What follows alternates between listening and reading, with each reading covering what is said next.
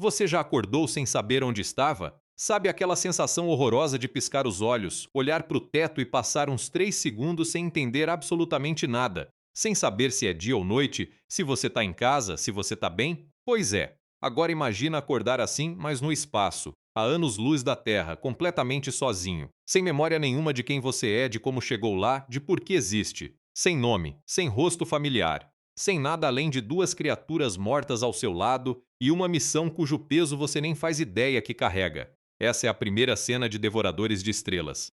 E ela te pega pela garganta de um jeito que demora uns bons minutos para você conseguir respirar de novo.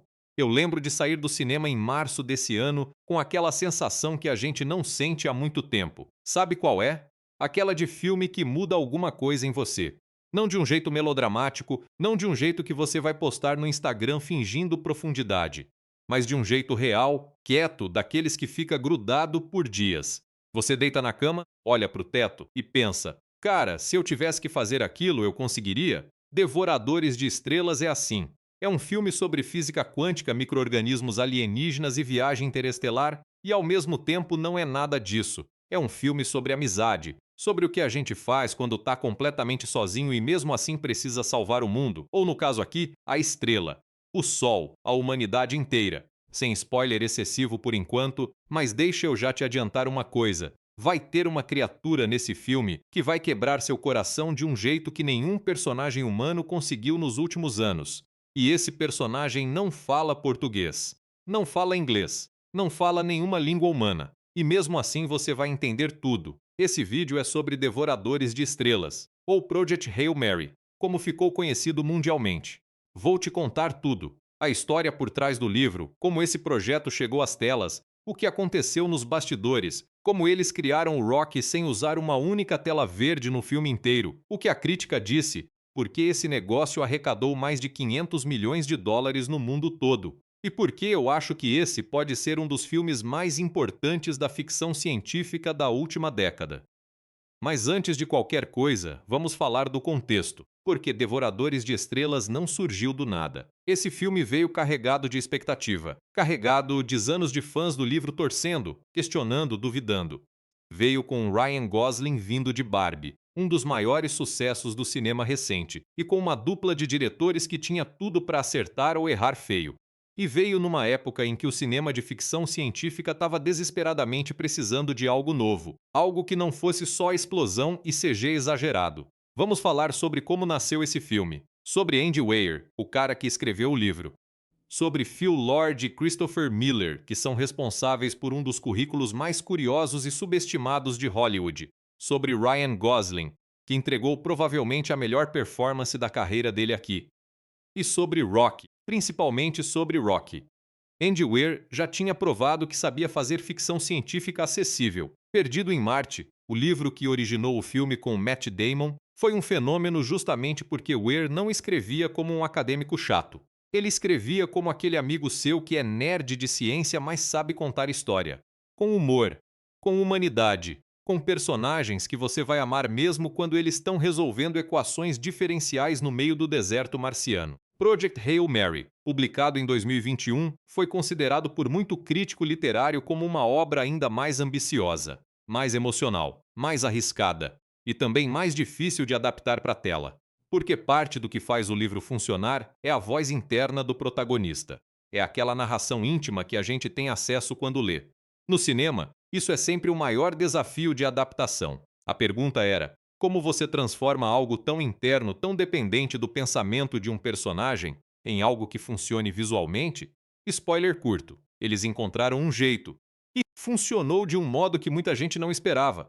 O título brasileiro, aliás, merece uma menção especial antes de continuar. Devoradores de Estrelas é uma tradução do conceito central do filme, o astrófage, esse micro-organismo alienígena que literalmente se alimenta da energia das estrelas. É um título mais poético que o original, mais visceral. O original Project Hail Mary faz referência a uma jogada de futebol americano. Um arremesso desesperado, sem técnica, sem garantia, jogado quando você não tem mais nada a perder. Ambos os títulos fazem sentido. Ambos capturam algo essencial da história. E se você nunca tinha pensado nisso antes, já é o primeiro insight do vídeo de hoje. Tem muita coisa para cobrir. Senta que vem história boa. Tá bom. Apresentação formal. Vamos lá. Devoradores de Estrelas, Project Hail Mary no original. É um filme de ficção científica e aventura lançado em 20 de março de 2026 nos cinemas americanos e chegando ao Brasil na mesma época. Produzido pela Amazon MGM Studios, o filme é baseado no romance homônimo de Andy Weir, publicado em 2021. Tem 156 minutos de duração, foi classificado como livre para maiores de 14 anos no Brasil e entrou nos cinemas com uma carga de expectativa que poucos filmes conseguem carregar e ainda assim não afundar sob o peso dela.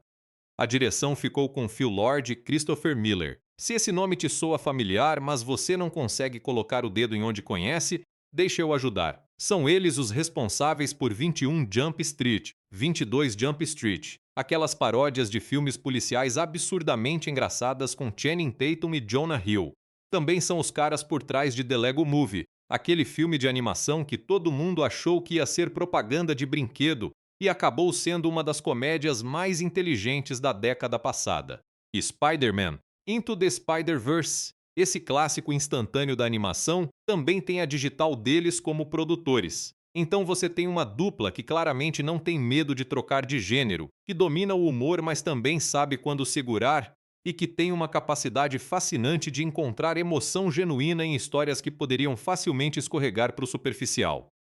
Devoradores de Estrelas é, de muitas formas, o projeto mais sério e ambicioso da carreira deles como diretores. E cara, eles entregaram. O roteiro foi escrito por Drew Goddard. Esse nome também tem peso. Goddard é o roteirista de Perdido em Marte, o outro Andy Weir no cinema, então havia uma familiaridade quase poética no fato de ele voltar para adaptar mais Weir. Mas como o próprio Goddard falou em entrevistas, o desafio aqui era diferente. Perdido em Marte tinha um protagonista que falava para a câmera diretamente, que gravava vídeos, que tinha esse jeito natural de expor seu pensamento. Ryland Grace, o protagonista de Devoradores de Estrelas, acorda sem saber quem é. A narração interna do livro precisava virar outra coisa no filme. E a solução que Goddard encontrou é elegante e vai te surpreender quando você perceber o que acontece na estrutura narrativa. Ryan Gosling no papel de Ryland Grace. Essa escalação foi anunciada há alguns anos e gerou reações das mais diversas. Tem o campo do Ryan Gosling é perfeito para tudo, deixa ele viver, e tem o campo do mais Ryland Grace no livro é descrito de um jeito diferente. Não faz sentido. Pois bem, spoiler de opinião. Gosling entrega a melhor performance da carreira dele nesse papel. Sim, melhor que Lars e a boneca real. Sim, melhor que Drive. Até melhor que o Ken de Barbie. Tem momentos nesse filme em que a câmera está simplesmente no rosto dele, sem música dramática, sem edição acelerada, e você sente tudo, absolutamente tudo. O resto do elenco principal é fascinante pela sua brevidade. Sandra Hüller, aquela atriz alemã fenomenal de Anatomia de uma Queda, interpreta Eva Stratt, a líder do projeto Hail Mary na Terra. Milana Weintraub aparece como Olesia Iliukina, uma das cientistas do projeto. Lionel Boyce, de The Bear, interpreta Carl. Ken Lang também aparece no elenco, e há um cameo de voz de Meryl Streep que deixou todo mundo de queixo caído. Mas esse detalhe a gente guarda para quando chegar nos bastidores. E depois tem Rocky. Rocky é acreditado como interpretado por James Ortiz, ator e performer fantoche, que você provavelmente nunca ouviu falar, mas vai pesquisar imediatamente depois de ver esse filme. Rocky é um alienígena. É literalmente uma criatura de outro mundo. E a maneira como ele foi trazido à vida nesse filme é um dos maiores feitos técnicos do cinema recente. Mas isso também fica para mais tarde, porque o assunto merece o próprio capítulo. O filme foi o projeto mais caro da história da Amazon MGM Studios. Os números exatos de orçamento variaram um pouco dependendo da fonte. Alguns falam em 162 milhões de dólares, outros citam 190 milhões. O que é consenso é que o dinheiro foi para a tela. Cada centavo. Não tem aquela sensação de produção inchada que a gente às vezes sente em filmes de estúdio com orçamento alto. Aqui o dinheiro foi para criar ambientes reais, iluminação física, efeitos que você consegue acreditar, e uma criatura alienígena que parece habitar o mesmo espaço que Ryan Gosling, porque literalmente habitava. A trilha sonora ficou nas mãos de Daniel Pemberton, compositor britânico que tem no currículo filmes como Homem-Aranha, De Volta ao Lar, Guy Ritchie's The Gentleman e outros projetos de perfil bem diferente entre si. Para Devoradores de Estrelas, Pemberton criou algo completamente diferente de tudo que tinha feito antes. E a gente vai falar com detalhes sobre isso quando chegar na parte técnica. Pré-lançamento, as expectativas eram altas, mas cautelosas. A comunidade do livro, que é gigantesca e muito vocal online, estava animada, mas nervosa. Afinal, adaptar Andy Weir já tinha funcionado com Perdido em Marte, mas Project Hail Mary tinha um elemento que Perdido em Marte não tinha: Rocky, um personagem alienígena que não pode ser simplesmente um humano com maquiagem diferente, que se comunica de uma forma completamente não humana e que mesmo assim precisa ser o coprotagonista emocional do filme. Era o tipo de desafio que podia tanto elevar o projeto a algo transcendente quanto afundar tudo de vez. O que aconteceu, como você sabe se já viu o filme ou se já leu alguma notícia sobre o lançamento, foi a primeira opção. De forma retumbante, a história começa no escuro. Ryland Grace, que nós vamos chamar de Grace daqui para frente, acorda numa cama hospitalar, não que uma cama hospitalar, é uma cabine. Uma cabine a bordo de uma nave espacial. Ele não sabe seu nome, não sabe onde está, não sabe há quanto tempo está dormindo. Duas pessoas, dois humanos, estão mortas nas cabines ao lado. Máquinas automatizadas monitoram seus sinais vitais. Uma voz artificial tenta se comunicar com ele. Ele está vivo, está sozinho e está a anos-luz da Terra. O que Phil Lord e Christopher Miller fazem na abertura do filme é estabelecer imediatamente que você vai precisar montar esse quebra-cabeça junto com o personagem. A estrutura narrativa de Devoradores de Estrelas funciona em dois eixos temporais que vão se entrelaçando ao longo de toda a projeção. No presente, você acompanha Grace tentando entender o que está acontecendo, descobrindo as funções da nave, recuperando fragmentos da memória.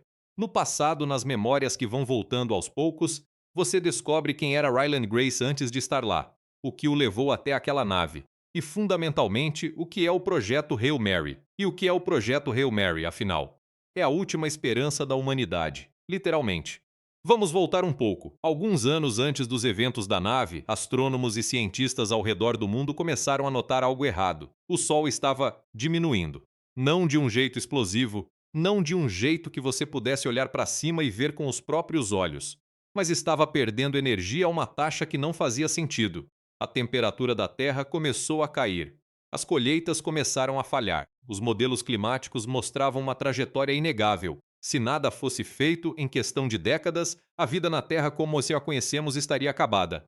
A causa? Um micro-organismo, microscópico, que se alimenta de energia estelar. Os cientistas o chamam de astrofage, que em tradução livre seria algo como devorador de estrelas. Daí vem o título brasileiro, que é de uma poesia cruel e perfeita. Esses organismos se reproduzem usando a energia do Sol. São, em essência, parasitas solares. E estavam consumindo nossa estrela. Mas aqui tem um detalhe que muda tudo. O Sol não é a única estrela afetada. A maioria das estrelas próximas está sofrendo o mesmo processo.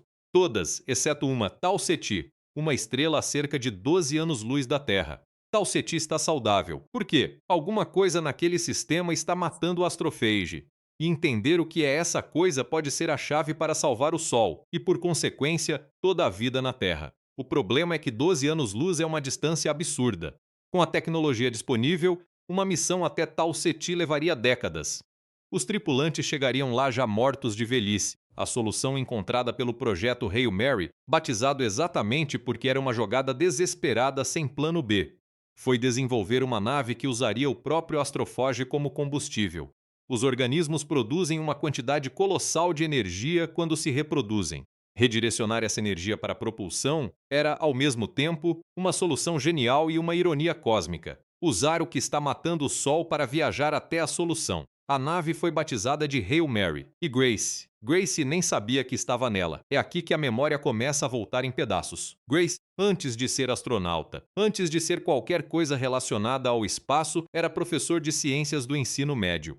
Um cara brilhante, mas longe de ser o perfil típico de herói de ficção científica. Não é militar, não é astrofísico de carreira, não é um sujeito musculoso que sabe atirar. É um professor de colégio que, por um capricho do universo, tinha a combinação específica de conhecimento em biologia e física que o tornava a pessoa mais útil possível naquela missão específica.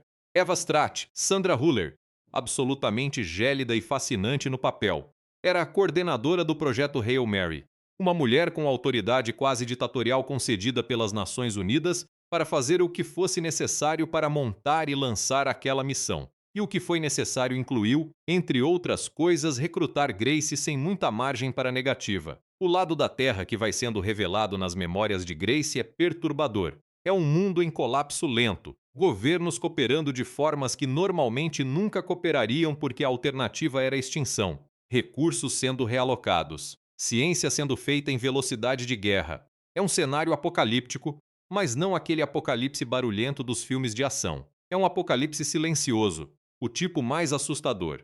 À medida que Grace recupera mais memórias, você entende os detalhes da missão. A nave deveria partir com 3 tripulantes, uma equipe mínima calculada para maximizar chances de sucesso enquanto minimizava o peso da nave. Os 2 outros tripulantes morreram durante a viagem de longa duração em Stasis, uma das maiores fontes de risco da missão.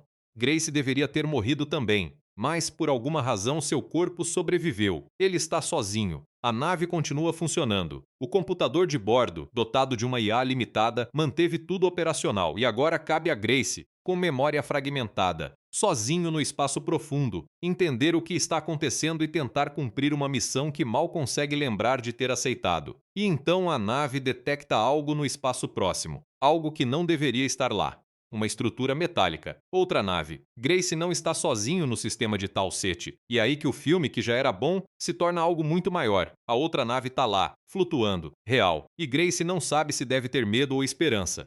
Ele passa um tempo observando a distância, tentando analisar, tentando entender de onde veio, o que é, quem ou o que construiu aquilo. Porque uma coisa é clara para qualquer cientista: a humanidade não tem tecnologia para construir mais de uma nave interestelar. Se tem outra nave lá, ela não é humana. O momento do primeiro contato em Devoradores de Estrelas é um dos mais bem construídos do cinema recente. Não tem trilha sonora esmagadora, não tem tensão de filme de terror, tem curiosidade e medo, e aquela sensação estranha de estar diante de algo que muda tudo o que você sabia sobre o universo. Grace, como cientista, reage de uma forma que é completamente coerente com o personagem que fomos conhecendo, com entusiasmo cauteloso, com o instinto de um professor que viu algo fascinante que ainda não entende, mas precisa entender urgentemente. O ser que emerge, a criatura que vai ser batizada de Rock, é diferente de qualquer alienígena que o cinema já mostrou. Não é um humanoide com cabeça grande, não é um réptil, não é uma massa amorfa de slime. Rock parece pedra. Tem uma estrutura corporal estranhíssima, com múltiplos membros funcionando de formas que a nossa biologia terrestre não preparou a gente para entender intuitivamente, e se comunica por sons. Sons musicais, tonais, que saem de uma série de órgãos vocais ao mesmo tempo, capaz de produzir harmonias complexas que carregam informação. A sequência em que Grace e Rock tentam se comunicar pela primeira vez é uma das melhores cenas do filme, porque é engraçada. É genuinamente cômica, no melhor sentido. 2 seres de espécies completamente diferentes tentando achar um ponto de contato, errando, tentando de novo, chegando perto, escorregando, recomeçando.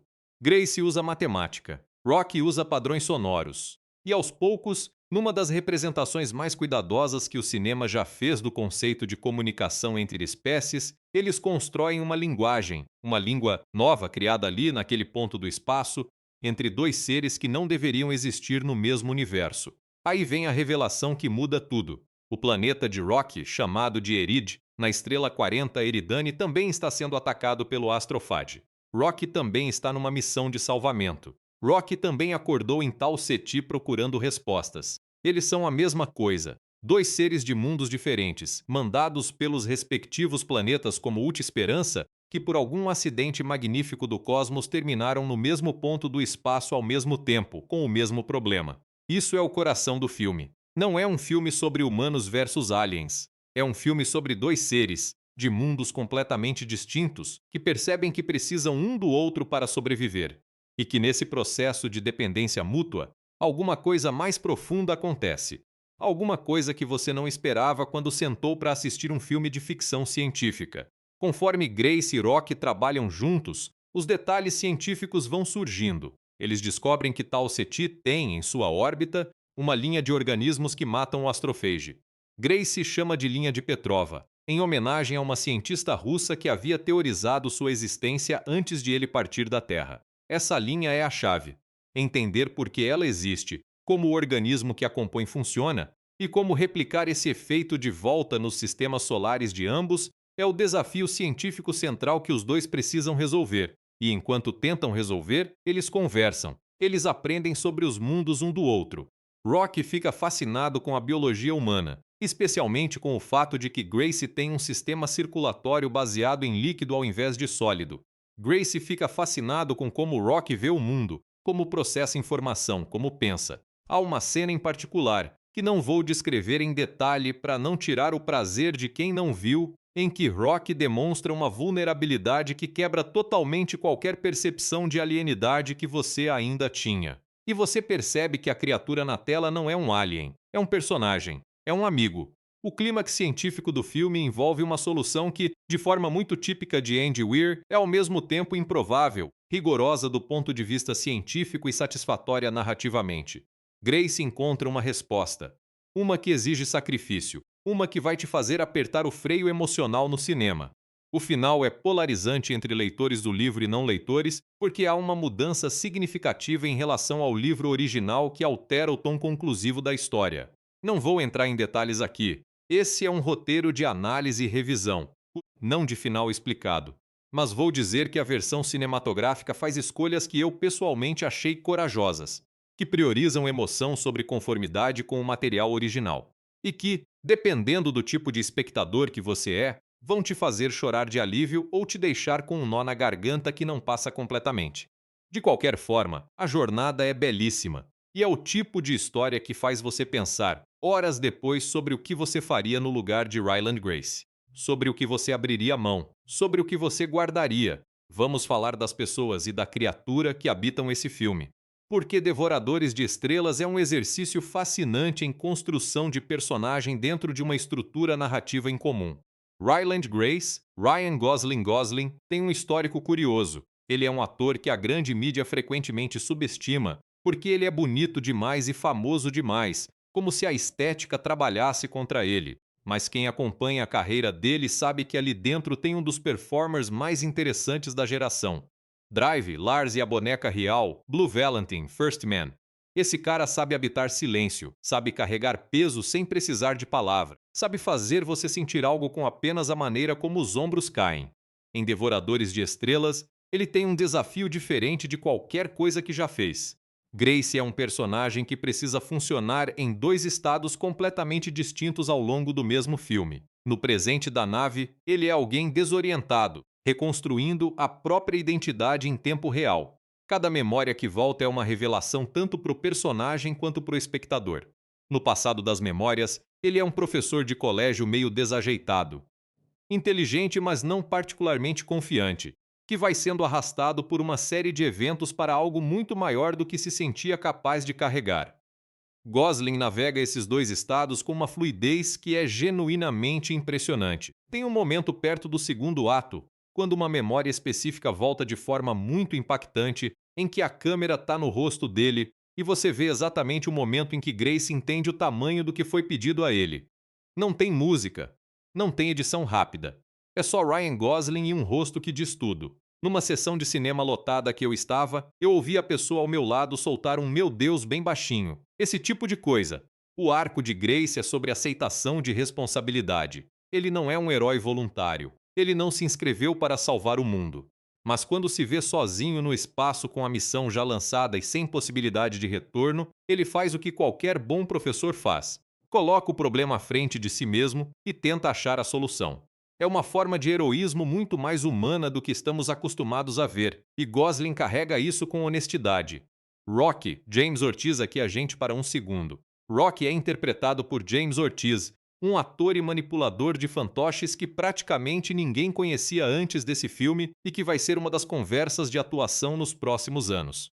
Porque o que Ortiz faz com Rocky, dentro de um traje físico com múltiplos membros, sem acesso à expressão facial convencional, comunicando-se através de sons e movimentos corporais, é uma atuação completa, de verdade, com nuances, com timing, com uma emotividade que não precisava de nenhum recurso humano convencional. Rocky tem arrogância de engenheiro. Ele acha que os métodos dele são melhores que os de Grace e não tem problema nenhum em deixar isso claro. Tem curiosidade científica insaciável.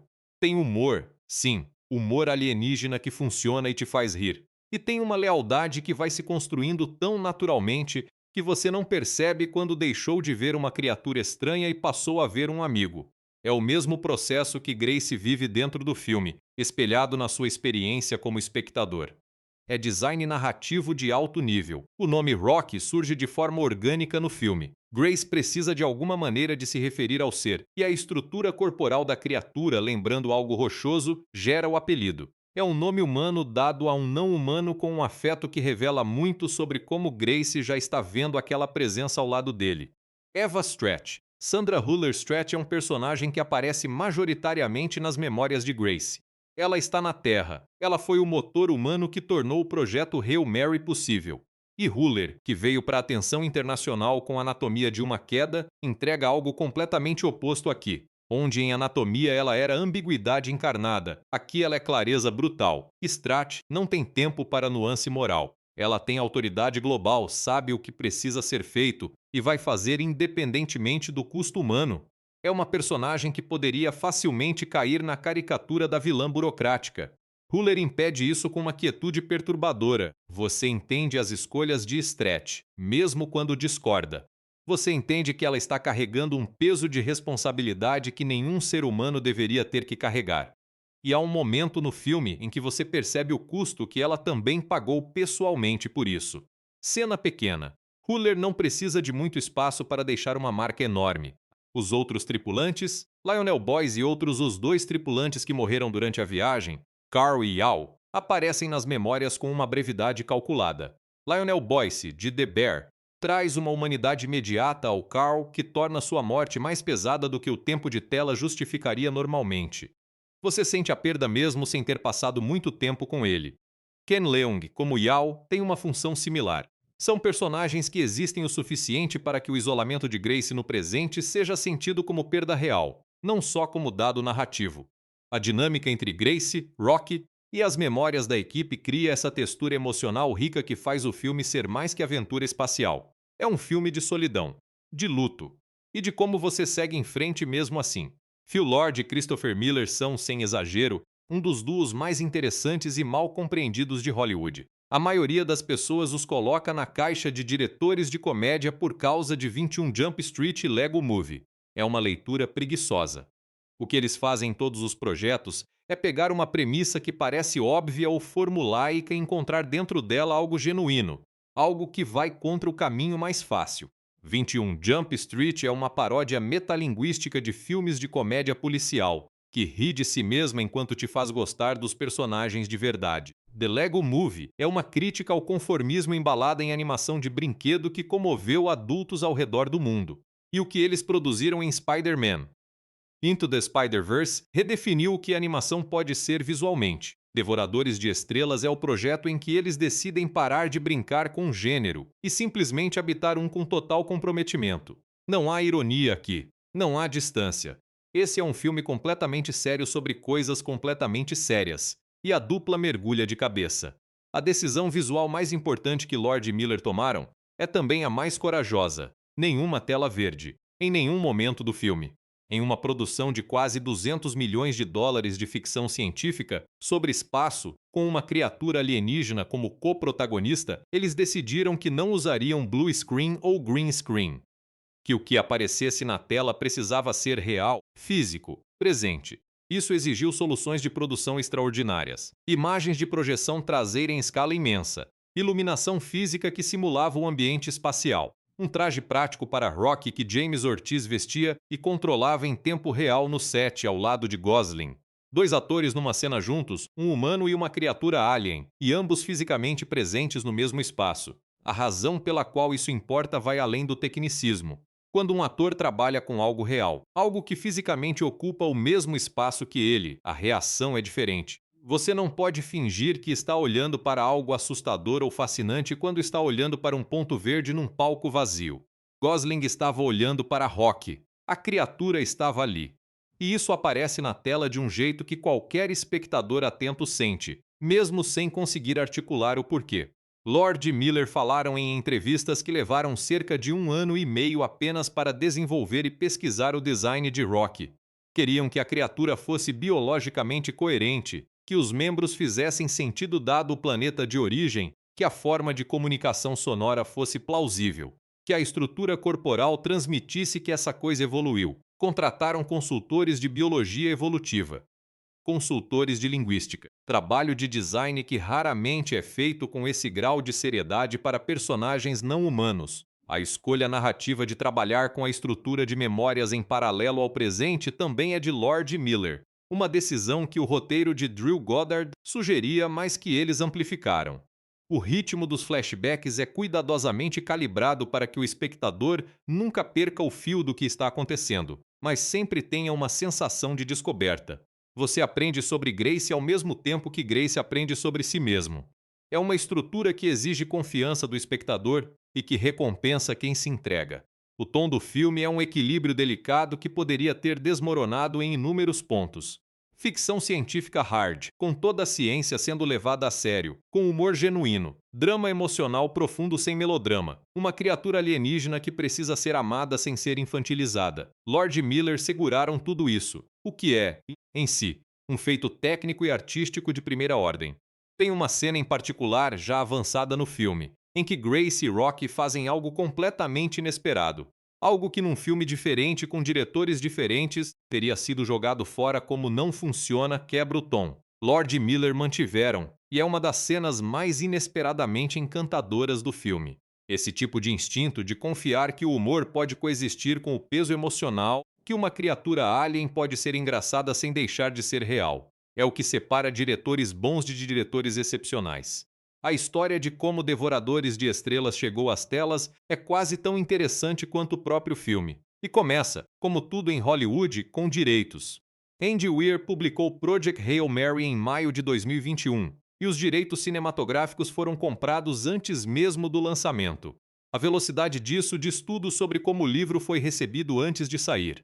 Weir tinha, com Perdido em Marte, estabelecido que ele sabia criar histórias que funcionavam em duas mídias, e os estúdios queriam estar na frente dessa vez. A Amazon MGM Studios, que já tinha produzido a adaptação de Perdido em Marte pela 20th Century Fox em 2015 e estava construindo um catálogo de ficção científica de prestígio, ficou com os direitos.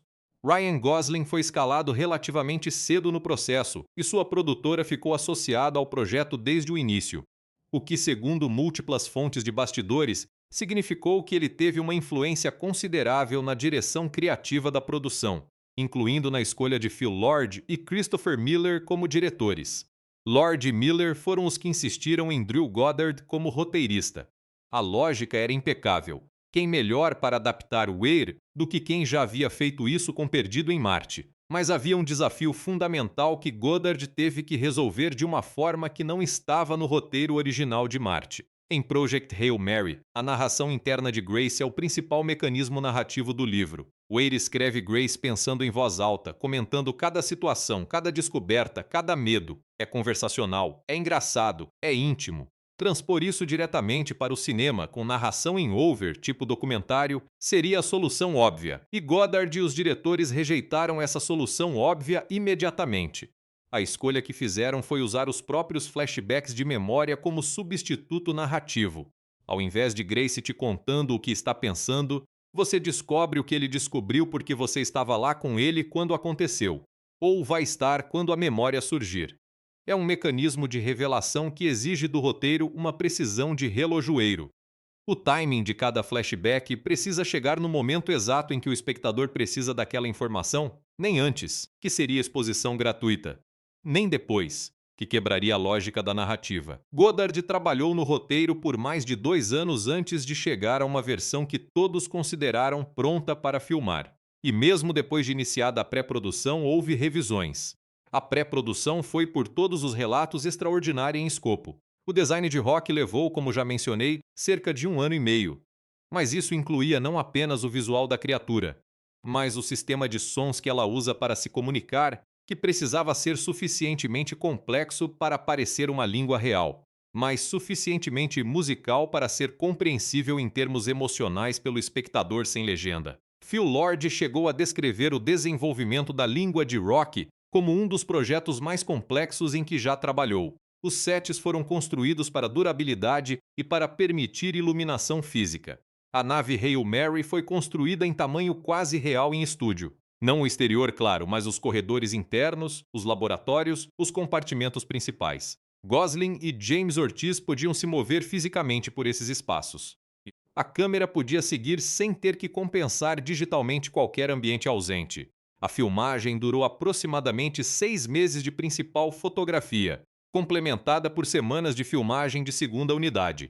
A logística de gravar cenas com Rocky, que exigia o traje completo de Ortiz coordenado com a câmera, com a iluminação e com as respostas de Gosling, era, por conta de alguns relatos do set, uma operação de várias horas de preparação para poucos minutos de cena filmada. Há uma história particularmente boa que circulou por conta de um vídeo de bastidores. Gosling, numa cena de laboratório com Rocky, precisava fazer uma dança de mop, sim, uma dança com um mop. É uma cena de humor dentro de um contexto mais sério. Os diretores queriam que fosse real, que fosse improvisada, que fosse o tipo de coisa que Grace, esse professor meio nerd, faria quando achasse que não estava sendo observado. Gosling passou horas praticando essa dança de mop no set, com Ortiz dentro do traje de Rocky observando, até acharem a versão certa. O resultado na tela dura talvez 30 segundos. As horas de set que custou falam muito sobre o comprometimento de todos com o detalhe. A pós-produção, com mais de 2.000 efeitos visuais para finalizar, apesar de não ter tela verde, foi extensa. Os 018 efeitos VFX do filme foram usados para criar o ambiente do espaço externo, para ampliar elementos de cena, para refinar detalhes do design de Rocky, onde o traje prático não alcançava completamente, e para criar a linha de Petrova e outros elementos astronômicos. A declaração de sem tela verde é precisa, mas não significa que o filme não tem VFX. Significa que o VFX foi usado de forma diferente, complementando ambientes reais ao invés de substituí-los. Num filme que decidiu não usar tela verde, a cinematografia precisa trabalhar de forma diferente. E Devoradores de Estrelas tem uma abordagem visual que merece ser discutida com cuidado porque é parte essencial do porquê o filme funciona do jeito que funciona. O diretor de fotografia é Dariusz Wolski, que tem um currículo impressionante em ficção científica e fantasia, trabalhou com Ridley Scott em Alien, Covenant, The Martian e outros projetos. A escolha de Wolski não foi acidental. Ele tem experiência em criar ambientes visuais que sejam ao mesmo tempo impressionantes e habitáveis. Não é cinematografia para maravilhar por si mesma. É cinematografia a serviço do personagem. A paleta de cores do filme é fascinante. O interior da nave Hail Mary tem tons quentes, âmbar, dourado, tons que lembram madeira e metal envelhecido ao mesmo tempo. Não é o design frio e esterilizado que ficção científica frequentemente usa para transmitir futuro. É quente porque Grace vive ali, porque a nave, apesar de ser um veículo interestelar, é o lar dele, é o único lar que ele tem. O espaço externo, quando mostrado, é completamente diferente, negro absoluto, estranho, com o brilho das estrelas ao longe. Essa transição entre o interior quente e o exterior frio é usada de forma consistente para ampliar a sensação de isolamento de Grace. Dentro da nave, você consegue respirar. Fora, não. A cinematografia dos flashbacks usa um estilo diferente, luz mais difusa, tons levemente dessaturados, câmera um pouco mais à mão. É sutil, mas o suficiente para que você sempre saiba, em algum nível inconsciente, em que linha temporal está. Não é um truque óbvio como o passado é preto e branco. É um ajuste de temperatura que seu cérebro registra sem precisar ser anunciado. Agora, Daniel Pemberton e a trilha sonora. Esse assunto merece tempo. Pemberton é um dos compositores mais versáteis da cena atual. Mas nada no currículo dele preparava para o desafio específico que Devoradores de Estrelas apresentava. Como você compõe música para uma criatura que se comunica musicalmente? Como você cria uma trilha que acompanhe Rocky sem fazer parecer que a música está traduzindo ou comentando o personagem, sem tirar a autenticidade da linguagem própria de Rocky? A solução de Pemberton foi criar dois sistemas musicais paralelos. Um para o mundo de Grace, mais tonal, mais convencional, com instrumentos de corda e piano que remetem à escala humana, à emoção humana. Outro para o mundo de Rocky, baseado em instrumentos incomuns, em frequências que raramente aparecem em trilhas de ficção científica, em polirritmos que imitam a complexidade da linguagem sonora da criatura. E quando Grace e Rocky estão juntos, quando a amizade entre eles está sendo expressada musicalmente, os dois sistemas se entrelaçam. Gradualmente, ao longo do filme, a música de Rocky começa a aparecer nas cenas de Grace. A música de Grace começa a aparecer nas cenas de Rocky. É uma representação sonora da amizade que se forma entre eles. É, honestamente, um dos trabalhos mais inteligentes de composição cinematográfica dos últimos anos. A trilha tem uma faixa específica, o tema principal que emerge por completo apenas no terceiro ato, que está destinada a se tornar uma daquelas músicas que te transportam de volta para a experiência de ver o filme só de ouvi-la. Do tipo que você vai no carro, o rádio toca e você para de respirar por um segundo. É esse nível de poder emocional. A edição do filme, por sua vez, é precisa de um jeito que raramente recebe atenção na análise de filmes. O ritmo dos flashbacks, quanto dura cada um, quando exatamente eles são interrompidos e voltamos ao presente, é um exercício de artesanato narrativo. A editora teve que equilibrar a necessidade de informação do espectador com a naturalidade da recuperação de memória do personagem. Que memórias voltam primeiro? Como elas se conectam ao que Grace está enfrentando no presente? Essas decisões de corte constroem a estrutura emocional de toda a experiência. O design de som merece menção especial, particularmente em relação à linguagem de Rocky. A equipe de som trabalhou com a equipe de design da criatura para garantir que os sons que Rocky produz, aquelas harmonias estranhas e musicais, fossem coerentes com a biologia estabelecida para a criatura. Há uma lógica interna nos sons de Rocky que você não vai perceber conscientemente, mas que contribui para que a criatura seja convincente. O resultado de todos esses elementos combinados é um filme que soa e parece diferente de qualquer outro sci-fi recente. É imersivo de uma forma calma, gradual. Você não percebe que está completamente dentro da história, até que um momento emocional te pega completamente desprevenido. E você percebe que seus olhos estão marejados olhando para uma criatura que parece rocha e soa como um instrumento de outro mundo. Aqui é onde fica interessante de verdade, porque os bastidores de Devoradores de Estrelas são quase tão fascinantes quanto o filme em si. Primeira curiosidade que muita gente não sabe: houve uma corrida nos bastidores antes de Ryan Gosling ser escalado. Antes de Gosling, outros nomes circularam internamente, não chegaram a ser anunciados publicamente, mas pessoas dentro do processo confirmaram em entrevistas que houve conversas com pelo menos outros 2 atores de alto perfil. O que mudou foi o envolvimento da produtora de Gosling. Quando ele se conectou com o material, o livro, e expressou interesse, o projeto tomou um rumo específico. Gosling, segundo Phil Lord, chegou à primeira reunião tendo lido o livro 2 vezes e com páginas de anotações sobre como entendia Grace. Segunda, Meryl Streep tem uma participação em voz no filme. Sem revelar exatamente o contexto, é um cameo que aparece de uma forma inesperada, em um momento específico da narrativa, e que a maioria dos espectadores demorou a perceber nas primeiras sessões. A equipe de produção manteve esse detalhe em sigilo quase absoluto até o lançamento. Quando começou a vazar nas redes sociais, após as primeiras sessões de pré-estreia, o efeito foi surpreendente. Pessoas voltando ao cinema uma segunda vez só para prestar atenção naquele momento específico. Terceira, James Ortiz, o ator dentro do traje de Rocky, não usava nenhum tipo de monitor ou retorno visual durante as filmagens. Ele não podia ver a expressão de Gosling pelo traje. Então toda a dinâmica entre os dois foi construída na base da comunicação verbal entre as tomadas, de Gosling descrevendo o que estava sentindo em cada cena e Ortiz traduzindo isso para o que seu corpo dentro do traje podia expressar.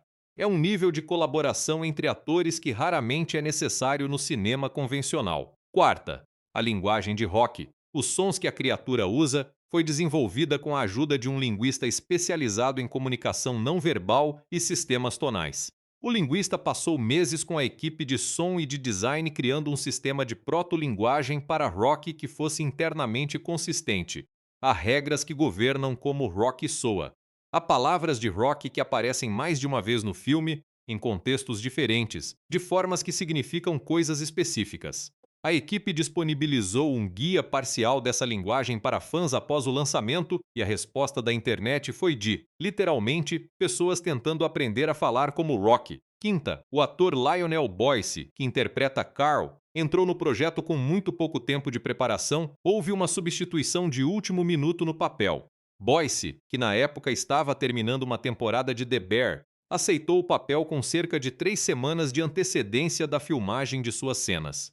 Phil Lord disse em entrevista que foi a adição mais tranquila que já teve em uma produção. Boyce apareceu no primeiro dia sabendo cada linha, pronto para ir.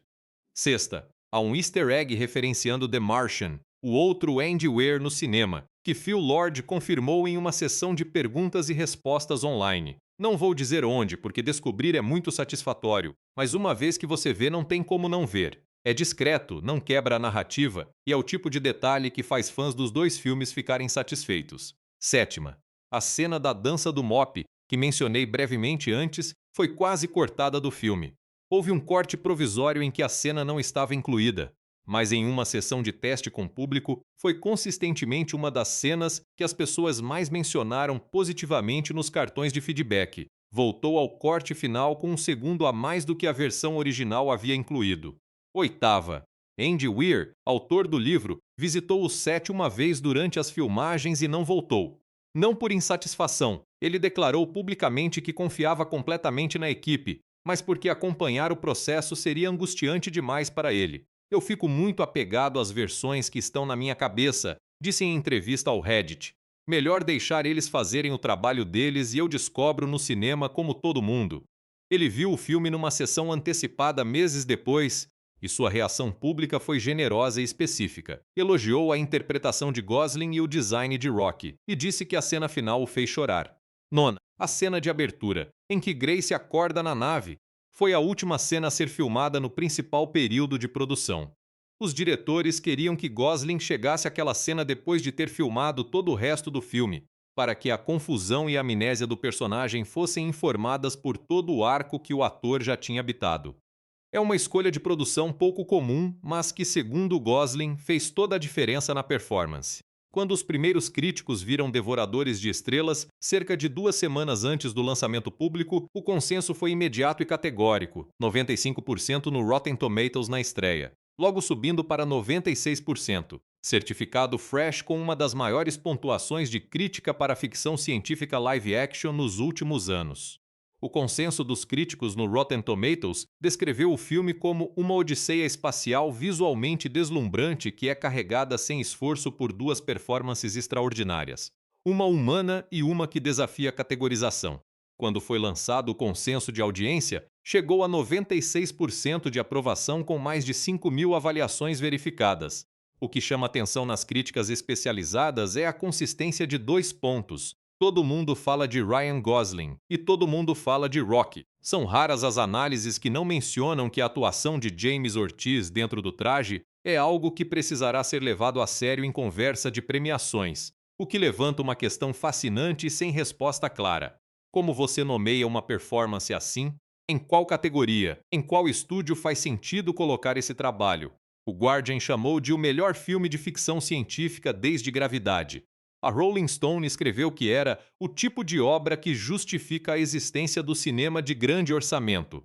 E não apenas críticos profissionais, a recepção nas redes sociais foi extraordinária pela ausência de divisão. Normalmente, qualquer filme grande tem um contingente de pessoas que odeia por princípio. Aqui, os únicos pontos de discordância foram entre leitores do livro em relação a mudanças específicas da adaptação. E mesmo esses geralmente concluíam que as mudanças funcionaram, apesar de tudo. Na bilheteria, o resultado foi histórico para o estúdio. Abertura de 140,9 milhões de dólares globalmente no fim de semana de estreia. O maior lançamento da história da Amazon MGM Studios. Depois, semana a semana, o filme manteve uma queda de bilheteria impressionantemente pequena, sinal de que o boca a boca estava funcionando. Pessoas que viram na primeira semana levaram amigos na segunda. Casais levaram família. É aquele tipo de fenômeno que não é criado por marketing. É criado pela experiência em si. Com 510 milhões acumulados nas primeiras semanas e projeções apontando para entre 620 e 700 milhões globalmente até o fim da temporada, Devoradores de Estrelas se tornou o maior sucesso da história da Amazon MGM Studios e um dos maiores sci-fis não franquia dos últimos anos. Para contexto, não é Marvel.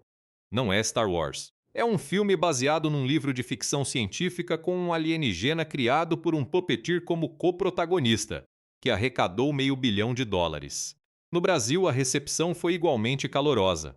O título Devoradores de Estrelas gerou debates nos primeiros dias. Há uma parcela do público que preferia algo mais próximo do original, que mantinha a referência ao Hail Mary, mas rapidamente o consenso se formou de que o título brasileiro tinha força própria, que era poético, que funcionava. A crítica nacional elogiou consistentemente a construção emocional e a performance de Gosling. A conversa sobre premiações começou imediatamente. A temporada de awards ainda está distante, mas já há discussões sérias sobre atuação. Tanto Gosling quanto Ortiz, efeitos visuais, trilha sonora e potencialmente direção. A questão de Ortiz especificamente é a mais interessante. Não há precedente claro de uma performance de ator em traje sendo amplamente reconhecida pelas academias da forma que esse trabalho merece. Será uma das discussões mais fascinantes da temporada de premiações que se aproxima. O impacto cultural imediato também foi notável. A linguagem de Rocky, os sons que a criatura usa, virou meme de internet de uma forma completamente afetuosa. Pessoas aprendendo a falar como Rocky, fanart explosivo. Comunidades online dedicadas ao filme crescendo em velocidade incomum. É aquele tipo de conexão que a audiência faz quando um personagem não humano consegue ser genuinamente amado, como Grogu de The Mandalorian, mas para cinema. Tem uma pergunta que fico pensando desde que saí do cinema com Devoradores de Estrelas. O que faz um filme de ficção científica ser realmente bom não é a tecnologia, não é o orçamento, não é nem a precisão científica, apesar de ser uma das histórias mais rigorosas que o gênero já produziu. O que faz ficção científica funcionar de verdade, no nível mais profundo, o nível que permanece depois que os efeitos visuais viram memória, e a trilha sonora deixa de estar tocando na sua cabeça, é o que ela diz sobre o que significa ser humano. Ou, no caso de Devoradores de Estrelas, sobre o que significa ser consciente, ser capaz de conexão, ser capaz de amizade para além de toda barreira possível. Rock não é humano. Não tem nenhuma característica física humana. Não pensa como humano. Não sente como humano, ou pelo menos não da mesma forma, não com os mesmos mecanismos. E mesmo assim, em algum momento do filme, você para de ver Rock como alien e começa a ver Rock como alguém, como uma presença, como uma ausência potencial que você já não quer enfrentar. Isso é o que a ficção científica pode fazer quando é feita com inteligência e coragem.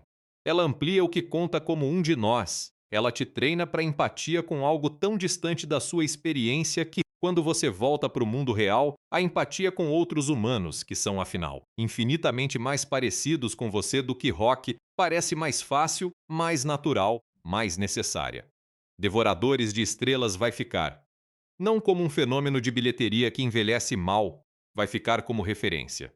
Como aquele filme que as pessoas vão mostrar para filhos, para amigos que chegaram atrasados no cinema, para pessoas que precisam de uma lembrança de por que o cinema importa. O impacto duradouro no gênero também vai ser sentido na forma como o filme lida com ciência. Andy Weir e, por extensão, Drew Goddard no roteiro nunca subestima o espectador. A biologia do astrofage, a mecânica da linha de Petrova, o problema de propulsão que a nave enfrenta, tudo isso é explicado de forma que qualquer pessoa pode acompanhar, mas nunca de forma condescendente. É o tipo de abordagem que vai encorajar outros filmes a não terem medo de ciência real. E tem o precedente de Rocky, a discussão que vai se seguir sobre como classificar, reconhecer e premiar performances em trajes completos vai ser inevitavelmente moldada por esse filme. James Ortiz criou um personagem que merece estar na conversa de melhores performances do ano. E a forma como as instituições da indústria vão responder a isso vai dizer muito sobre como a indústria entende o que é atuação. Há uma cena perto do final, não vou descrever com detalhes, em que Grace e Rock ficam frente a frente e um dos dois precisa fazer uma escolha impossível. É o tipo de momento em que você percebe que o filme construiu cada cena anterior para chegar aqui. Que cada piada entre eles, cada descoberta científica compartilhada, cada momento de frustração e cada momento de vitória foi uma pedra nessa estrutura. E quando o momento chega, ele tem um peso enorme não porque a música é dramática ou porque a câmera faz algo impressionante, mas porque você passou hora e meia com esses dois personagens e você os conhece. Essa é a marca de um filme que sabe o que está fazendo, que entende que o espetáculo serve à emoção, nunca o contrário. Pessoalmente, Devoradores de Estrelas entrou imediatamente na minha lista de favoritos de ficção científica. E não por nostalgia, não por hipérbole do momento de lançamento, mas porque ele representa algo que está ficando mais raro. Um blockbuster de grande orçamento que acredita que o público é inteligente. Que acredita que você consegue se emocionar com uma criatura de pedra que faz barulho de instrumento musical. Que acredita que ciência e humanidade não são conceitos opostos. O mundo de Devoradores de Estrelas é um em que o Sol está morrendo e a humanidade está no borde do colapso. Mas a resposta que o filme encontra não é uma arma. Não é um herói que salva tudo sozinho com músculos e teimosia. É um professor de colégio que aprende a língua de um ser de outro mundo porque a única solução possível passa pela cooperação, pela confiança, pela amizade. Se você não viu esse filme, vai ver. Se você já viu, você sabe do que estou falando quando digo que tem certas cenas que ficam com você, que você pensa nelas antes de dormir, que fazem você olhar para cima numa noite de céu limpo e imaginar o que ou quem pode estar lá fora, olhando de volta, igualmente curioso, igualmente sozinho, igualmente disposto a construir uma linguagem do zero só para não ter que enfrentar o universo sem companhia. Isso, no final das contas, é o que Devoradores de Estrelas é. Obrigado por ficarem até aqui. Se você chegou até o fim desse roteiro, provavelmente ama cinema tanto quanto eu. E provavelmente entende, sem que eu precise dizer, por que filmes como esse importam. Sabe o que é curioso? A gente passa décadas vendo cinema e desenvolvendo um repertório emocional para personagens. Sabe quais são as convenções? O herói tem rosto expressivo, o vilão tem olhos frios, o amigo leal dá o abraço na hora certa. A gente aprendeu a ler rosto, postura, olhar. E aí aparece um filme que joga tudo isso fora e diz: e se o personagem mais amado não tiver rosto? E se ele não tiver olhos? E se ele for literalmente feito de pedra e soe como um instrumento de cordas de outro planeta? Rocky quebrou tudo que a gente achava que sabia sobre como funciona o apego emocional no cinema. Então vamos falar de Rocky de verdade. Não só como curiosidade de produção, mas como estudo de personagem, como análise de design, como uma das criações mais fascinantes que o cinema de ficção científica já produziu. Como Rocky nasceu, o trabalho de Neil Scanlan, o nome Neil Scanlan, pode não ser imediatamente familiar para você, mas os personagens que ele criou fazem parte do imaginário coletivo de quem ama ficção científica e fantasia. Scanlan é o gênio por trás dos efeitos práticos de criaturas de Star Wars. O Despertar da Força e das sequências seguintes. BB-8? Resultado do trabalho da equipe de Scanlan. Mas Kanata parcialmente. Inúmeras criaturas do universo Star Wars que pareciam reais porque eram em partes consideráveis fisicamente presentes nos sets. Para Devoradores de Estrelas, Phil Lord e Christopher Miller foram até Scanlan com um desafio diferente de qualquer coisa que ele tinha enfrentado. Não era criar um alien que parecesse ameaçador. Não era criar algo misterioso ou repulsivo. Era criar um ser que parecesse biologicamente plausível dado um planeta específico, que se comunicasse de um jeito completamente não humano e que ao mesmo tempo fosse capaz de transmitir emoções que o espectador reconhecesse e com as quais se conectasse profundamente, sem rosto, sem olhos, sem nenhuma das ferramentas convencionais de expressão. Scanlan passou meses estudando biologia evolutiva com consultores externos antes de sequer começar a esboçar designs. A lógica era que Rocky precisava fazer sentido. Se você soubesse de onde ele vem, um planeta com gravidade diferente, atmosfera diferente, história evolutiva diferente, cada parte do corpo de Rocky deveria ser explicável por pressões evolutivas reais.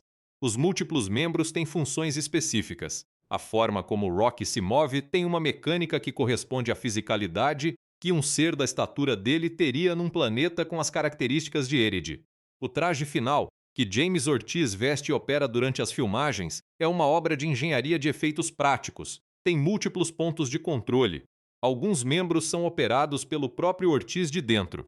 Outros requerem operadores externos que Ortiz coordena através de comunicação por rádio enquanto está dentro do traje. A iluminação interna de certos elementos de Rocky, a partes que emitem uma bioluminescência sutil, é controlada eletronicamente e sincronizada com o som que Rocky está produzindo em cada momento. O processo de entrar e sair do traje levava cerca de 45 minutos por vez. Nas filmagens mais longas de cenas com Rocky, Ortiz ficava dentro do traje por períodos de 3 a 4 horas seguidas. Tem relatos de set que descrevem a equipe toda parando para esperar Ortiz sair e se recuperar entre tomadas em dias de filmagem mais pesados. A dedicação física que o papel exigiu foi comparada, em alguns perfis de bastidores, à preparação de atletas para competições. O acidente, que se tornou a maior característica de Rocky, o New York Times publicou uma matéria em março de 2026 com o seguinte título: Como um erro transformou Rocky de devoradores de estrelas em uma estrela. E é uma das histórias mais deliciosas de toda a produção. Rocky, no livro de Andy Weir, tem uma personalidade precisa e obsessiva. É um engenheiro de alto nível na hierarquia da sociedade Eridian. Ele corresponde ao que a gente chamaria de um cientista de elite. Tem confiança, tem opinião, tem aquela teimosia boa de quem sabe muito e não tem medo de deixar claro. No início das filmagens com Ortiz dentro do traje, houve uma cena em que Rocky deveria fazer um movimento específico de aproximação em relação a Grace. Ortiz, ainda se adaptando ao controle de todos os membros simultaneamente, fez o movimento um pouco rápido demais, e Rocky chegou perto de Grace de uma forma que parecia nervosa, ansiosa, como aquela agitação de alguém que é muito animado, mas não sabe exatamente como expressar isso dentro das normas sociais. Phil Lord gritou "corta" e estava prestes a pedir para refazer quando Gosling falou algo no set. Ele disse, mais ou menos, "Não, espera, isso foi perfeito. Isso é quem Rocky é." Os diretores revisaram a tomada, ficaram olhando e perceberam que Gosling estava certo. Aquela ansiedade, aquele nervosismo específico no movimento, adicionava uma dimensão completamente diferente ao personagem. Rocky não era apenas um engenheiro gênio confiante. Tinha uma fragilidade social nele, um entusiasmo que às vezes não sabia como se conter dentro das convenções de encontro com outra espécie. Essa característica foi mantida e amplificada. A Jittery Quality de Rocky, como a mídia anglofona chamou, se tornou uma das marcas registradas do personagem. E não foi planejada. Foi um erro que o olho clínico de um bom ator reconheceu como verdade antes mesmo dos diretores. A voz de Rocky, Eric Idle, Ethan Van Der Ryn e um problema de linguística separado da performance física de Ortiz ao som de Rocky, que é, em si, uma obra à parte. Os designers de som Eric Idle e Ethan Van Der Ryn, que têm no currículo trabalhos em A Quiet Place e outros filmes que lidam de forma criativa com som, foram contratados para criar a língua de Rocky. O desafio era monumental: criar algo que fosse biologicamente plausível como sistema de comunicação de uma criatura com órgãos vocais múltiplos, musicalmente rico o suficiente para ser distinguível para o espectador, internamente consistente como sistema linguístico e emocionalmente legível sem precisar de legenda ou tradução explicativa.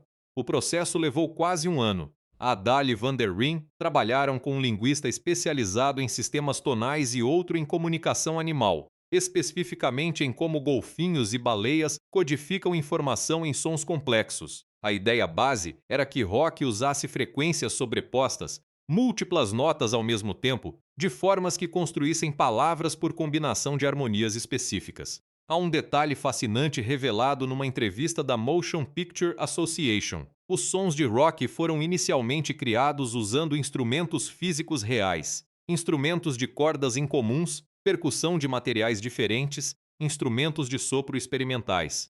Depois esses sons foram processados e sobrepostos. Mas a base é sempre acústica, sempre física. É mais uma expressão do compromisso geral da produção com o real, o tangível, o presente. A internet descobriu, após o lançamento, um detalhe delicioso. No laptop de Grace dentro do filme, quando o sistema de tradução é mostrado na tela, a voz de Rocky no sistema de text-to-speech está identificada como James, uma referência direta a James Ortiz. É exatamente o tipo de easter egg que você só pega se parar o streaming e olhar com atenção. E naturalmente gerou uma onda de prints e celebração nas redes. Porque Rocky funciona emocionalmente, a psicologia do apego aqui fica interessante do ponto de vista do que a ciência cognitiva sabe sobre empatia e projeção emocional. Psicólogos que estudam interações humanas com ficção, tanto literária quanto cinematográfica, há muito tempo observam que a empatia com personagens não depende de semelhança física. Depende de coerência comportamental e de reconhecimento de intenção. Em outras palavras, se um personagem age de forma previsível dentro de uma lógica que você entende e se suas ações parecem motivadas por intenções reconhecíveis, curiosidade, medo, afeto, lealdade, o cérebro humano projeta a humanidade sobre aquele personagem independentemente do que ele parece fisicamente. Rocky é consistente. As motivações de Rocky são claras. Rocky quer resolver o problema. Rocky se importa com Grace. Rocky tem orgulho do próprio trabalho de engenharia. Rocky se sente mal quando falha. Essas motivações são suficientes para o cérebro humano construir um modelo de Rocky como alguém, não como algo. O que os criadores de Rocky fizeram, consciente ou intuitivamente, foi maximizar a coerência comportamental, enquanto minimizavam as pistas físicas convencionais de humanidade. O resultado é que o apego emocional do espectador se forma de forma mais profunda do que o normal, porque você trabalhou para isso, porque seu cérebro construiu o modelo de Rocky ativamente, não foi passivamente entregue a você com um rosto expressivo e olhos grandes. É o mesmo princípio que faz Wall-E funcionar, que faz R2-D2 ser amado, que faz um robô sem expressão facial ser mais emocionante que muitos personagens humanos. Rocky é a versão mais sofisticada e comprometida que o cinema live action já tentou desse tipo de criação. O legado de Rocky para o cinema de criaturas já está acontecendo à conversa, nas comunidades de efeitos visuais e de design de criaturas, sobre o que Rocky significa para o futuro do gênero. Por décadas, a tendência dominante foi substituir efeitos práticos por CGI, porque CGI é mais flexível, mais controlável, mais seguro do ponto de vista de resultado previsível. O Gollum de O Senhor dos Anéis abriu um caminho. A performance capture se tornou ferramenta padrão. Rocky vai na direção oposta e arrecadou mais de 500 milhões de dólares. Isso vai ter consequências. Estúdios prestarão atenção. Jovens designers de criaturas que estavam aprendendo apenas ferramentas digitais vão começar a olhar para a tradição da criatura física com novos olhos. E o trabalho de Neil Scanlan, James Ortiz, Eric Adal e toda a equipe que criou o Rocky vai ser estudado, em cursos de cinema, em mesas de produção, em análises técnicas, por anos. Rocky não é só um personagem de um filme, é um argumento. É a prova de que uma criatura física controlada por um performer humano pode ser coprotagonista de um dos maiores filmes do ano, e que às vezes um erro de movimento num dia de filmagem pode ser o momento em que um personagem verdadeiramente nasce. Quando você sai de Devoradores de Estrelas e começa a conversar com as pessoas que também viram, uma coisa acontece invariavelmente. Alguém compara com Interestelar. E aí a discussão começa. É uma comparação justa? É uma comparação preguiçosa? Por que nossa mente vai automaticamente para Interestelar quando vemos ficção científica de qualidade que se preocupa com ciência real e com emoção real ao mesmo tempo? Essa comparação merece ser explorada de verdade, não para decidir qual é melhor, porque essa é uma pergunta burra quando falamos de obras artísticas com objetivos diferentes, mas para entender o que cada um diz sobre o estado e a história do gênero, e onde Devoradores de Estrelas se encaixa nessa conversa maior. O problema histórico da ficção científica no cinema, a ficção científica no cinema, tem uma tensão estrutural que nunca foi completamente resolvida. De um lado, a demanda do gênero por precisão especulativa. A ficção científica boa precisa se perguntar: e se isso fosse real, o que aconteceria? E seguir as consequências dessa pergunta honestamente. Do outro lado, a demanda do cinema comercial por acessibilidade emocional. O espectador médio não veio ver uma aula de astrofísica, veio se emocionar. A maioria dos filmes de sci-fi resolve essa tensão sacrificando um dos lados. Ou a ciência vira decoração, naves bonitas, jargão técnico que soa impressionante mas não significa nada, física que funciona quando é conveniente, ou a emoção é contida. O filme parece um ensaio visual de ideias que nunca te deixa sair com o coração cheio. Os grandes clássicos do gênero são aqueles que encontraram o equilíbrio. 2001, Uma Odisseia no Espaço, de Kubrick, é provavelmente o exemplo mais radical. Errou para o lado da precisão especulativa de um jeito que alienou parte da audiência, mas criou algo transcendente. Alien apostou no horror visceral, Blade Runner na poesia visual. E aí, com Interestelar em 2014, Christopher Nolan tentou algo específico: usar física relativística de verdade, com consultoria de Kip Thorne, físico ganhador do Nobel, como estrutura emocional de uma história sobre pai e filha. Funcionou. Interestelar polarizou, ainda polariza. Essa é a marca de uma obra que importa, mas estabeleceu que havia audiência para ficção científica que levasse ciência a sério e ao mesmo tempo fosse emocionalmente devastadora. Devoradores de Estrelas chega 12 anos depois e dialoga diretamente com esse legado. Andy Weir, no livro, assumidamente segue a tradição de Interestelar no sentido de usar ciência real como ponto de partida, mas escolhe uma direção narrativa completamente diferente, onde Nolan vai para o épico, para o grandioso, para o filosófico denso, Wade vai para o íntimo, para o humor, para a escala humana. Ryland Grace não é Cooper, o astronauta herói de Interestelar, sacrificando-se pelo peso impossível de salvar a humanidade enquanto perde a filha. Grace é um professor de colégio que acorda sem lembrar onde está e tenta resolver um problema científico porque é isso que ele sabe fazer. A escala é diferente. O tom é diferente. Arrival como predecessor mais próximo se existe um filme com o qual Devoradores de Estrelas dialoga de forma mais direta. É Arrival, de Denis Villeneuve, de 2016. Arrival trata do primeiro contato com aliens de uma forma que privilegia o processo de comunicação sobre o espetáculo do encontro. A protagonista, linguista vivida por Amy Adams, passa boa parte do filme simplesmente tentando entender como os aliens se comunicam. E esse processo de entendimento é o coração emocional do filme, não um obstáculo até a ação de verdade. Devoradores de Estrelas faz a mesma aposta. A sequência em que Grace e Rocky aprendem a se comunicar, que ocupa uma parte considerável do segundo ato, poderia em outro filme ser condensada em 5 minutos de edição dinâmica para chegarmos logo à parte interessante. Aqui é a parte interessante, o processo é o conteúdo. A diferença de tom é marcante. Arrival é quieto, quase litúrgico, melancólico. Devoradores de Estrelas é frequentemente engraçado. Grace e Rocky brigam, ficam frustrados um com o outro, fazem descobertas que os dois comemoram de formas que, se você parar para pensar, são fundamentalmente incompatíveis. Eles não compartilham nenhum gesto ou expressão de alegria. E mesmo assim a comemoração compartilhada funciona, comunica, te faz sorrir junto.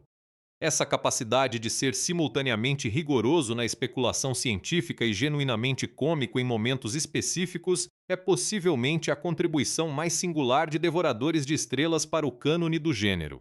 O legado de Perdido em Marte e o universo Weir é impossível analisar Devoradores de Estrelas sem falar de Perdido em Marte. Não apenas porque ambos são de Andy Weir, não apenas porque Drew Goddard adaptou os dois, mas porque os dois filmes constroem juntos algo que a ficção científica raramente tem: uma sensibilidade reconhecível, um jeito Weir de fazer história.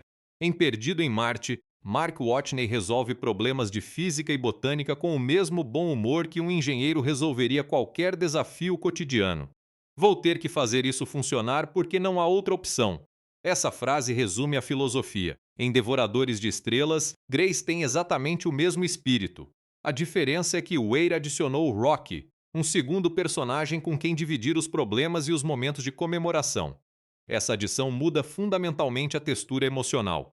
Perdido em Marte é solitário por necessidade. Mark Watney está literalmente sozinho em Marte. Devoradores de Estrelas transforma a solidão em conexão. E essa transformação é a mensagem central do filme. O que é fascinante é que os dois filmes, juntos, formam quase um manifesto sobre o tipo de ficção científica em que Weir acredita. Aquela em que a ciência não é inimiga da humanidade, em que resolver um problema físico pode ser ato de amor, em que o otimismo é uma postura filosófica legítima e não ingênua. Num gênero frequentemente dominado pelo distópico, pelo apocalipse inescapável, pela tecnologia que nos devora, pelo alien como ameaça, pelo universo como lugar hostil e indiferente. Weir insiste num universo em que a inteligência e a cooperação funcionam, onde dois seres de espécies completamente diferentes conseguem, através de esforço e boa vontade, se comunicar e salvar os respectivos mundos. Isso não é ingenuidade, é uma escolha política e filosófica sobre o tipo de história que vale a pena contar. Devoradores de Estrelas e o momento atual do cinema, há uma conversa mais ampla que precisa ser feita sobre o que significa Devoradores de Estrelas estrear em 2026 e arrecadar mais de 500 milhões de dólares. Hollywood está há anos num ciclo de dependência de franquias, sequências, universos compartilhados, propriedades intelectuais estabelecidas que garantem audiência pré-existente. O risco de apostar no material original, ou, no caso aqui, numa adaptação literária que não tinha um público cinematográfico estabelecido, é considerado cada vez maior. Devoradores de Estrelas, apesar de ser baseado num livro popular, não era uma franquia no sentido de Hollywood. Não tinha filmes anteriores, não tinha personagens que o público de cinema conhecia. Era uma aposta. E foi uma aposta que a Amazon MGM fez com quase 200 milhões de dólares. O resultado tem ecos além da bilheteria. Prova que o público de 2026 está disposto a sentar por 156 minutos com um personagem que acorda sem memória e uma criatura de pedra barulhenta, e sair do cinema com o coração cheio. Que não é necessário explosão nos primeiros 10 minutos, que a slow burn, a construção gradual, ainda funciona quando é bem executada. Para o gênero de ficção científica especificamente, o sucesso de Devoradores de Estrelas abre espaço. Vai encorajar apostas em outros materiais literários de sci-fi que até então seriam considerados difíceis demais para adaptar. Vai encorajar orçamentos maiores para projetos que não são franquias. Vai, talvez, fazer com que estúdios olhem com outros olhos para aquela prateleira de romances de ficção científica que ficaram esperando por décadas porque não dá para vender num pôster de 90 segundos. Isso é legado além do próprio filme. É uma mudança de conversa dentro de uma indústria. A questão Interstellar resolvida voltando à comparação inicial. Devoradores de Estrelas é melhor que Interestelar? É a pergunta errada. Mas vou responder de um jeito que talvez seja útil. Interestelar é um filme sobre o peso do destino, sobre a gravidade do amor como força física, sobre o custo quase insuportável de ser quem salva o que precisa ser salvo. É grandioso e pesado e às vezes difícil de respirar dentro. Devoradores de Estrelas é um filme sobre a leveza da conexão, sobre como a inteligência aplicada com alegria pode ser suficiente, sobre o que acontece quando dois seres completamente estranhos um ao outro decidem confiar. É leve mesmo quando é pesado, e às vezes te faz rir no momento em que você achava que ia chorar. São dois projetos com corações diferentes. O que Devoradores de Estrelas faz, e que é genuinamente novo, é mostrar que ficção científica rigorosa pode ser emocionalmente quente sem precisar ser soturna, que você não precisa escolher entre ciência e humanidade, que um alien que soa como instrumento de corda pode ser a coisa mais humana que aparece numa tela em anos. Isso não supera Interestelar, isso é outra coisa inteiramente, e o cinema é grande o suficiente para os dois. Tá bom. Chegamos na parte em que a gente para de falar do passado e começa a especular sobre o futuro. E com Devoradores de Estrelas tem muita coisa interessante para especular. A questão da sequência poucos dias depois do lançamento, já havia notícias de que a Amazon estava estudando a possibilidade de uma continuação. A palavra estudando em Hollywood geralmente significa conversando com os números e vendo o que dá. Os números nesse caso falam alto. Mais de 500 milhões globalmente e projeções que apontam para entre 620 e 700 milhões quando a carreira em cartaz terminar. É o tipo de resultado que faz estúdios pedirem reuniões com todo mundo envolvido. O problema, ou a beleza, dependendo do ponto de vista, é que o livro Project Hail Mary é standalone. Andy Weir escreveu uma história com começo, meio e fim. Não há um segundo livro esperando na gaveta. E Andy Weir, em entrevistas recentes, tem sido cauteloso sobre a ideia de uma sequência, dizendo que estaria aberto a pensar sobre isso, mas que não havia nada concreto. A história termina de um jeito que, sem entrar em detalhes para não estragar quem não viu, cria espaço para uma continuação possível, mas não obrigatória. A versão cinematográfica fez uma alteração específica em relação ao livro que, dependendo de como você interpreta, tanto fecha a história de forma satisfatória quanto abre uma porta discreta para onde uma sequência poderia ir. Phil Lord e Christopher Miller foram questionados em várias entrevistas sobre isso. A resposta padrão tem sido uma variação de "estamos muito orgulhosos do que fizemos com esse filme e vamos ver o que acontece", que é, em resumo, a forma diplomática de se o dinheiro bater na mesa e a história fizer sentido, sim. Ryan Gosling, como produtor do projeto além de protagonista, teria que ser parte dessa conversa. E Gosling tem demonstrado, tanto em Barbie quanto em Devoradores de Estrelas, um instinto apurado para projetos que valem um investimento emocional. É difícil imaginar ele embarcando numa sequência que não tivesse uma história real para contar. O fandomínio online, que já é considerável e crescendo, tem teorias elaboradas sobre onde uma continuação poderia ir. Algumas envolvem a perspectiva de Erid, o planeta de Rock, e o que acontece lá depois dos eventos do filme. Outras exploram o que ficou na Terra e como o mundo reagiu ao que Grace descobriu. São ideias com potencial genuíno, mas como Weir mesmo apontou, a narrativa geopolítica da Terra seria uma escolha radicalmente diferente de tudo que fez o primeiro livro e o filme funcionarem. A possibilidade mais emocionante e mais arriscada seria uma história original, não baseada em material pré-existente de Weir, que continuasse os personagens em direções novas, o que implicaria Weir trabalhando estreitamente com Goddard e a equipe do filme de uma forma que não aconteceu no primeiro. É especulação pura, mas é especulação saborosa. A temporada de premiações, o que esperar a temporada de awards para o ano de 2026 ainda está no horizonte, mas Devoradores de Estrelas já está firmemente na conversa, e a conversa é multidirecional. Ryan Gosling lidera as menções em categorias de atuação. A Variety publicou, dias após o lançamento, um artigo chamando Gosling de o primeiro nome que vale circular em qualquer cédula Oscar antecipada deste ano. É cedo para saber se o momentum se mantém até dezembro. Muita coisa acontece entre março e a temporada de premiações, mas a performance é forte o suficiente e o reconhecimento é amplo o suficiente para que a conversa não seja apenas hype de estreia. Sandra Hüller, apesar do tempo de tela mais limitado, também está sendo mencionada em categorias de apoio, o que seria notável. Hüller foi indicada ao Oscar de melhor atriz por Anatomia de uma Queda e aparecer numa segunda indicação, especialmente numa categoria diferente e num filme de gênero completamente diferente, seria um tipo de confirmação que poucos atores conseguem. James Ortiz e o Oscar de melhor ator coadjuvante é a discussão mais eletrizante. Nunca houve uma situação exatamente igual no histórico dos prêmios. Andy Serkis, o rei da performance capture, criador do Gollum e do César de Planeta dos Macacos, sempre esteve às margens do reconhecimento formal das academias, numa espécie de injustiça sistemática que a indústria reconhecia, mas nunca corrigiu. Ortiz não fez performance capture, fez performance física, puppeteering de alto nível, presente no set, em traje.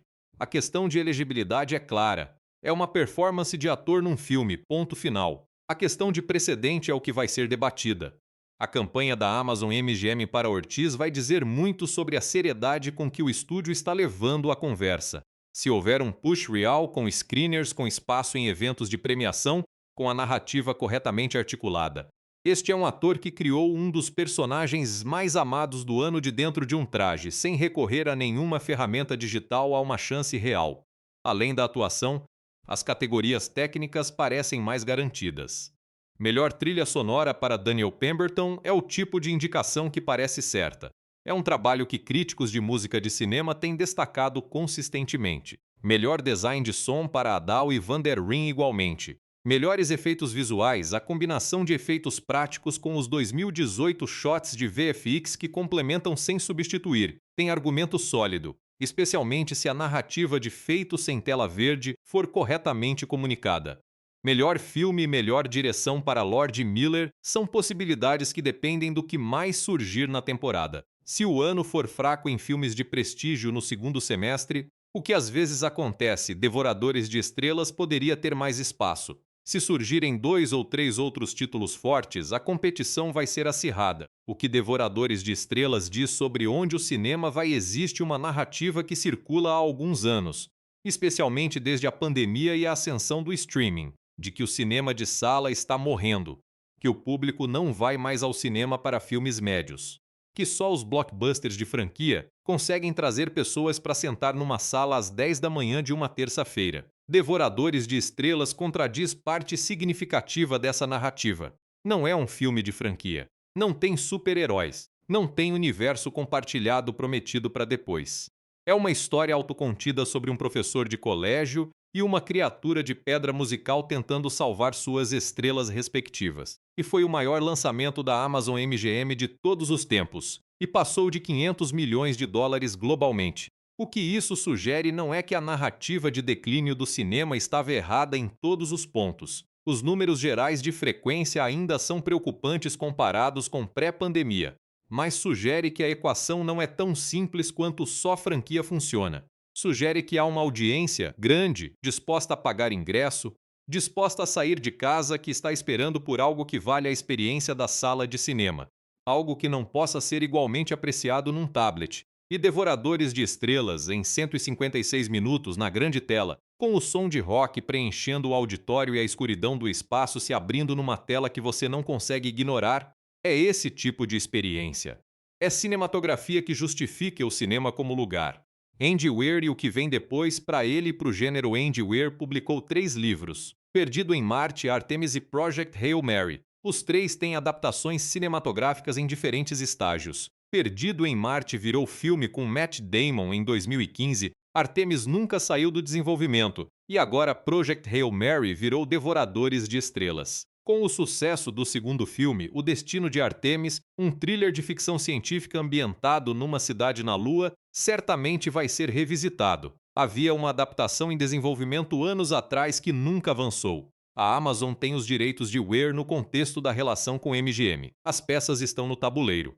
Mas mais importante do que qualquer projeto específico é o que o sucesso de Devoradores de Estrelas faz pela percepção de Weir na indústria.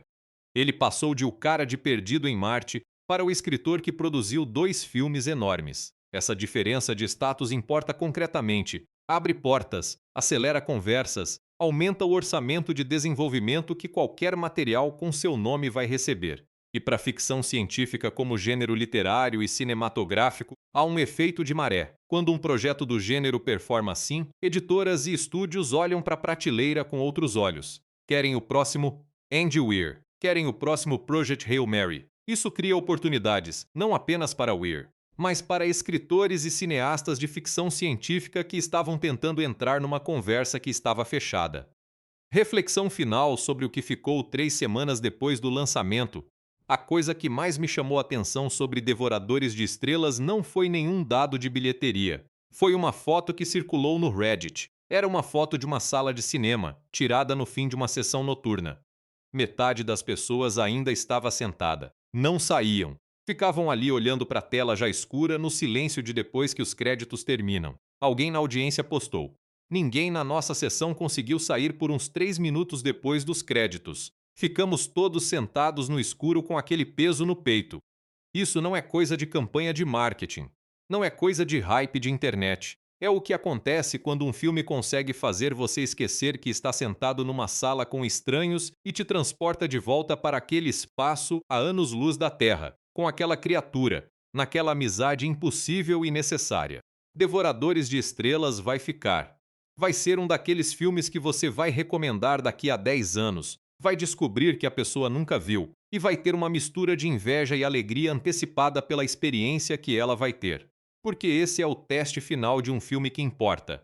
Não quantos ingressos vendeu na abertura, mas quantas vezes você pensou nele antes de dormir, quantas vezes a trilha sonora voltou sem ser chamada, quantas vezes você olhou para o céu de noite e pensou no rock. Para mim, muitas vezes. E continua.